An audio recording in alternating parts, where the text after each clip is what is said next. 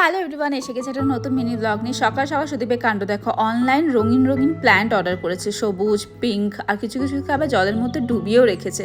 কারণ কি জানতে চাও? সুদীপ এখন বানাতে চলেছে নিজের অ্যাকোরিয়াম, তাও আবার ব্যাঙ্গালোরে।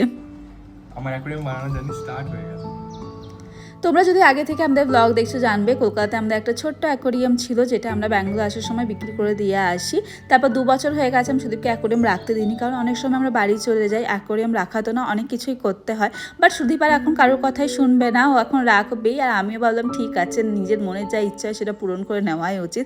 তো আমরা দুজনেই চলে গেলাম অ্যাকোরিয়ামের দোকানে। কলকাতায় থাকাকালীন আমরা সমস্ত কিছু গালিব স্ট্রিট থেকে নিতাম, যেখানে সমস্ত কিছু খুবই সস্তায় পাওয়া যায়। বাট ব্যাঙ্গালোরে এরকম কোনো মার্কেট আমাদের জানা নেই, তাই গুগল দেখে, রেটিং দেখে একটা স্টোরে চলে গেলাম। বেশ ভালোই ছিল, বাট দামগুলো কলকাতা থেকে অনেকটাই বেশি।